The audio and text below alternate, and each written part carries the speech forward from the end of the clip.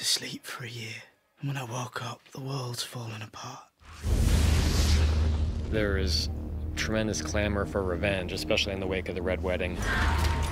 Catelyn Stark's death, Richard Madden and Una Chaplin. That moment, I knew it was coming, and it ripped me up inside. I cried. I actually shed a tear that. Yeah, I shed a tear. All the performances were extraordinary, and it was very emotional to do. It's sort of, where do you go from there?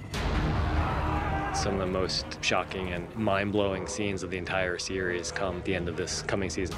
Some very bloody confrontations. I know how important the Red Wedding is to so many fans of the show and the books, but we pick up the pieces and top it in many ways. This is definitely the most dangerous season for Tyrion. It seems like almost every episode he's in jeopardy of getting his head removed from his shoulders. Tyrion has never been faced with this much public humiliation because he usually has an answer for it. I've talked myself out of 1,000 dark corners, Podrick. I don't think I'm talking my way out of this one. He's usually center stage, and he usually is better at it than the people around him. This time around, he's left as an audience member. I'm guilty of being a dwarf. There's no boundary with her and Tyrion of inflicting emotional damage. She's quite happy to do it. You've always pitied him. Our poor little brother. He'd kill us all if he could. Tyrion and Jaime definitely have a love that Tyrion doesn't have with the other members of his family. And he helped Tyrion a great deal this season. Careful. I'm the last friend you've got. My favourite character is Bronn, Tyrone Flynn.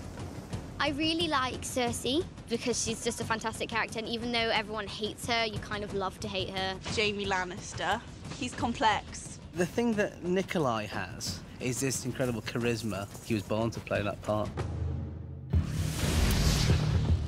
Oberyn Martell is the one wild card. I would describe Oberyn as a deeply passionate person. I think that he's very, very dangerous, but he's also good. I think Oberyn's feelings for the Lannisters go beyond disdain and then to hatred. Why did you come to King's Landing, Prince Oberyn? I was invited to the royal wedding. The Lannisters aren't the only ones who pay their debts. He uses the invitation to the wedding to come and seek out what he really wants, and that is vengeance. Joffrey. Joffrey's a wee prick. Mummy's boy, a bully. He's got nice eyes. I feel like Jack, the actor, has an abundance of redeeming qualities. I feel like Joffrey, the character, less so. He's kind of always sits like squiffy on his chair. And he's like always picking it at the handle, and he's like, I am the king! Joffrey, I mean, clearly the last person on Earth you would want to have any kind of power. I broke Stannis on the Blackwater. Pity you weren't there to help, Uncle. My apologies, Your Grace. I was rather busy. Busy getting captured. It's the best fun to play such a hateful or hate-inspiring character. Just to get the reaction out of someone is it's very satisfying. It's nice to, make people hate you. A royal wedding is history. The time has come for us all to contemplate our history. In terms of the challenge of the wedding, it's the entirety of it. It's the totality of a massive scene which takes up about half the episode. It was like shooting a short film in itself, actually. I was shocked by the sheer scale. I really have never seen anything like that in Game of Thrones before. I would find it very hard that I would have a wedding ceremony replicated like that again in my career. It was majestic, it was shimmering, and it just looked pristine. I think that's what Joffrey likes. He likes something ostentatious and grand. The great thing about this show is they like to put you into atmospheres and into environments that conjure up certain feelings inside of you when you're playing the scenes out. Your imagination is kind of fueled, it's all there. My throne room is a mini tropical version of a Westeros throne room. That set is unbelievable. I walked in and was like open-mouthed for a good 10 minutes. Very intimidating. And the media is lovely, but you kind of look up at them and it's kind of frightening. She's exploring what kind of a leader she could be. How can I rule 7 kingdoms if I can't control a single city? The cities that Dany has previously liberated are beginning to revolt because it's all well and good going in and cutting the tie and seemingly breaking people free, but if you don't leave them with any kind of a structure or any kind of a commander who shares the same morals and views as the person who liberated them, then it's a free-for-all. They can live in my new world or they can die in their old one. When the dragons were first born, they were adorable little babies and completely devoted to their mother, and they couldn't even eat without her. With each season they grow, and with each season they become a little bit more dangerous. And now they're at the point where they're not babies anymore. They are outgrowing the restrictions that she's placing on them. She's always feared it. I mean, for goodness sake, they're dragons. They've killed her enemies. What's going to stop them from killing anyone? Because they're dragons in a non-dragon world. They're dragons, Khaleesi. They can never be tamed. I think it's kind of a symbol of her losing control of herself and losing control of what she's doing. The thing that I got most excited about is Jon is not the same man from season to season. There's too much that's happened to him, too much that's gone on and that he's had to learn from. We find him in season 4. He's in a very bad place as far as how he feels he treated Ygritte and his honour because of that. Not only breaking his vows to the Night's Watch, but breaking his vows to her. He's in a lose-lose position, really. But he has to make good. You've done nothing wrong. I've done plenty wrong. He's reunited with Sam, which is a good thing, but their relationship's changed. Sam and Jon's relationship this year is as even and equal as it's ever been. There's more confrontation between them this season. Your wildling girl. She's one of the raiders. She's not my girl. Ah, but she was, wasn't she? It's a very different relationship we find themselves in, but still a loving one, still a caring one. And I think without Sam, Jon would crumble. Oh, that's an easy one. It involves prosthetics. No, that's a big man. Go back and find your clothes, Hodor. One of the most terrifying things I've ever had to do was the opening shot of season 3. They wanted to get this feeling of something being behind Sam and something in pursuit of Sam. So they decided the only way to achieve that effect was to chase me on a quad bike through the snow. And they had a guy running alongside saying, the only reason I'm here is if you fall over, I'll get the quad bike to stop. I went, thanks very much. I don't know what they're paying you, but it's not enough. Sometimes greeting CGI wolves is a strange experience. It's this big green sausage dummy shoved in your face and you have to treat it as if it's your lifelong pet and love it to bits. It's very odd. The most weird thing I've had to do this season is to bite off a man's ear and spit it in his face.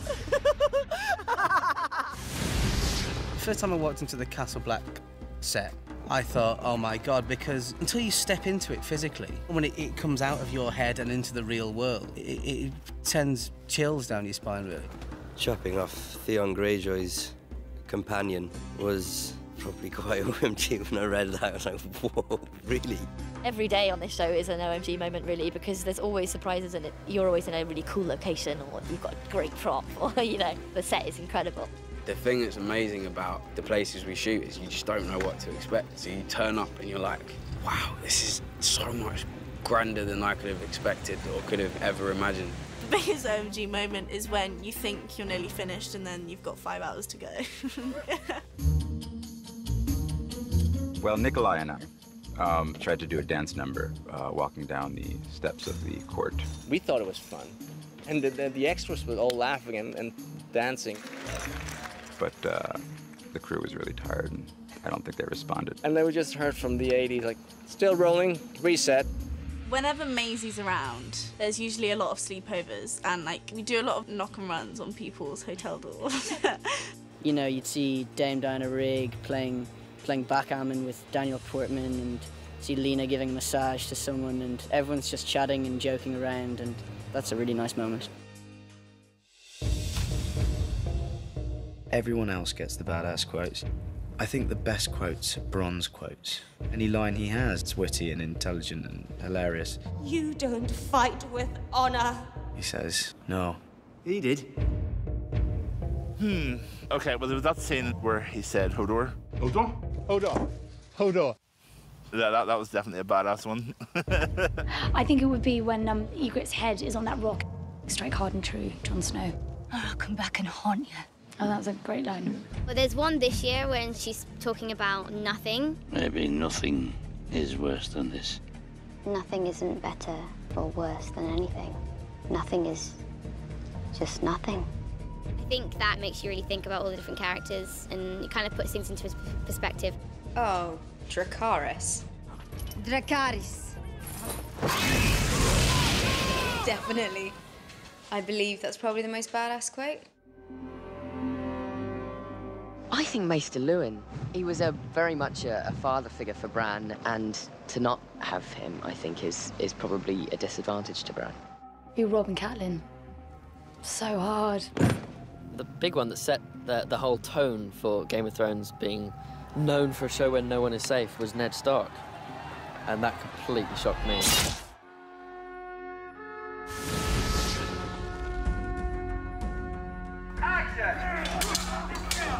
I think as in previous seasons, there's a build. I think what makes this season different is that things really get going much more quickly. It's more thrilling throughout than season 3 was. There's definitely objectively more action, and there are a whole lot of things on the production front that we've never done before. Everyone's kind of now loading the guns, loading their arrows, sharpening their knives, and it's just right. It's not building towards one specific climactic event. There are more climactic events in season 4 than there have ever been before. Every season up until now has been, episode 9 has been the big episode. Season 4 is just very steady.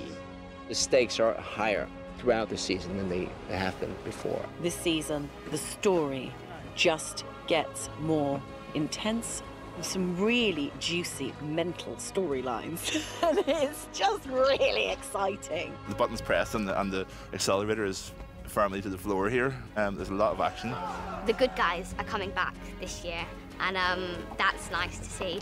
Yeah, we're making a stand. We hope people, when they come out of the season, will feel that the impact of the season as a whole would be even greater than the impact of the previous season. There are so many quality shows on television that I love and admire, but I don't think there's one with the scale of Game of Thrones in terms of the size of the cast, in terms of number of countries we shoot in, and you know, who else has dragons, really?